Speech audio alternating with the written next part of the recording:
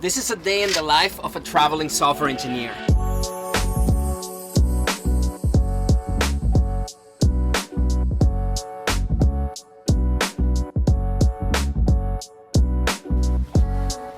So just because I work and actually like what I do doesn't mean that I have to stop traveling and exploring the world. It just means that I actually have money to do it. And of course, I would not be able to do it if I had to actually go into the office or a physical location to work. But honestly, what's stopping you from getting a fully remote work? I mean, is it easy? Probably not. More and more companies are switching and asking people to go back into the office, but is it possible? Totally. I mean, I did it, I know people who did it, and I know that you can as well. It just depends on what your goals are and what you really want, but in any case, you should definitely start applying right now. For the past 2 years or so, I've been fully remote as long as I have an actual address and permanent residence in the US. This allows me to just grab my computer and go work from pretty much anywhere in the world. And honestly, I could not be happier with this. But this is not for everyone though. I know of a lot of people who can't focus or have a really hard time when working from home or remotely. They actually need to go into the office and have that interaction and face-to-face interaction with their coworkers and team members, because if not, they can't perform as good. But if you're one of the lucky few like me who can actually focus and work from anywhere, then I guess you have the best of both worlds. But working remotely, it's not perfect all the time though. It does have its downsides and things that you might not really like. For example, a lot of the times I end up working a whole lot later than I should, and let's say I have my 9 to 5, it's 10 p.m. and I'm still working on something because I either want to finish it or there's just no clear separation between work and home. Since my home is work and my work is home, it's kind of like the same, so the work time blends into my actual time, and sometimes I just end up working a whole lot longer, way longer than I should. Though if you're good at managing your time and actually putting timers and things like that to know when to stop working, I don't think that should be that much of an issue. It's honestly up to what you think that it's best for you, and in my case, traveling felt like a whole lot better decision. When traveling, I gotta make sure that I keep a couple of things handy to make sure that I make my work easier. Laptop, of course, I can't really work without it, so gotta always have it with me. Headphones and microphone, and these are completely optional, but they do make it a whole lot easier for noise cancellation,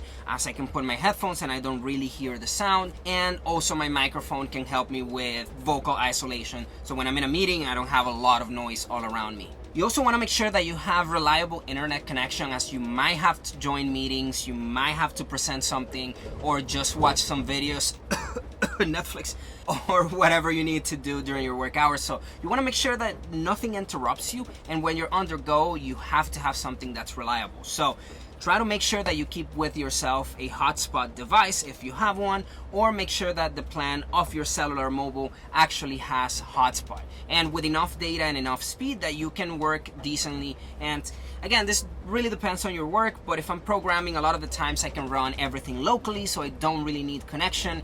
But for things like meeting and stuff like that, then I definitely need to. So make sure that you have that. And a lot of the times I actually call the people where I'm staying at, whether that's a hotel or an Airbnb or something different, just to confirm that they actually have Wi-Fi and to get proof of the speed of that Wi-Fi, to make sure that I can go there and I'm not gonna be having a hard time trying to work and trying to connect. So just make sure that you have that available, and that should be it.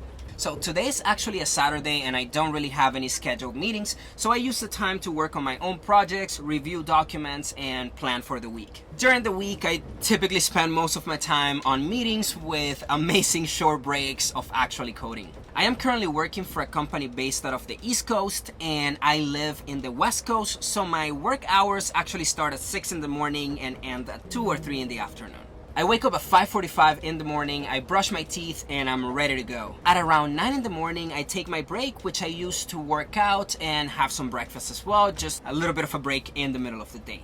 Or the middle of the morning? A lot of people might say that schedule sucks, having to wake up at 5:45, and I don't disagree, but this schedule actually allows me to have my whole afternoon, so it doesn't matter where I am, I can still work my whole full day, and then I clock out at 2, 3, I close my computer, and then I can go and explore wherever I'm at. If I'm at a new city or somewhere else, I can just spend my whole afternoon and night, I can go have dinner, go do some adventure, and that's not really stopping me from from doing my life. Because if I had to work actually from 9 to 5, then when do you have time to do other stuff? So I kind of really like this. It does require me to wake up early, but hey, it has its perks. But what do I actually do? Let me just close this a little. So what do I actually do? Well, during my day, I'm a lot of the times in meetings because I've been leading a lot more projects and actually working with other people and trying to plan stories and make sure that they have work when they need it. The rest of the time, I'm either coding some proof of concept,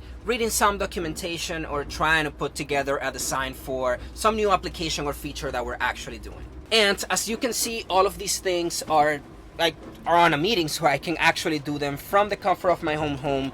So I don't really need to have to go into the office. I guess that actually helps a little. And of course, it depends really on your position, on what you do, but at least as a software engineer and a senior software engineer, when I start dealing and leading more projects, I am coding less and less, but I am spending a lot more time trying to figure things out, working through hard problems, making sure that our app doesn't break and crash just on the first second, and just as everyone knows what they're doing and people can actually work. What I really love is just everything that I actually get to do. Traveling, being able to work from anywhere. Like, I can grab my computer as long as I have internet. I can go to a cafe in Europe. I can have dinner in Japan. I can do anything that I want, as long as I actually have the money. But there's nothing really tying me down to a specific place. And the fact that I consider myself good at my job, I think I do well, I can concentrate, I can code, and I mean, I even code on my free time, so it's not like I'm having extra work. I enjoy what I do, so combining what I do with the possibility to be able to travel, go places, just explore the world and have fun, I honestly would not trade that for anything in the world. But as I mentioned before, this might not be for everyone. I mean, I luckily have my wife and we travel together, so I don't spend a lot of alone time. But some other people might want to spend more time with their family. They have places that they really like in their town and they couldn't do this, but at least for our purposes and for being young and for doing what we do, this has just been a really, really great experience. So now you might be wondering, okay, but how the heck do I do this myself? And to be honest, you have to start applying and preparing yourself. The market right now for software engineering is tough, as a lot of people are catching up to the fact that we get paid a lot. A lot of the times we can work remotely and we can do a ton of cooler things that a lot of people would love to do. So more and more people are going into the field, more and more people are applying, making it harder for people to actually get shortlisted and get a job. So you have to keep preparing, you have to start networking, and you have to make sure that you have the skills that you need for a specific job. And just don't get discouraged. Apply to everything that you can. I keep seeing more and more people get jobs and get remote jobs that pay a ton of money to write code and make sure that you make something that works. So it's still possible. Make sure that you continue to try, make sure that you keep preparing. Go ahead and follow and subscribe so that you continue to get more content like this, more tips, preparation, and that you know just what options are there, and that even in 2024 you can still get a job 9 to 5 if you want to, that allows you to travel, enjoy the world, and you can do both things. Stay curious, keep learning, and I'll see you on the next one.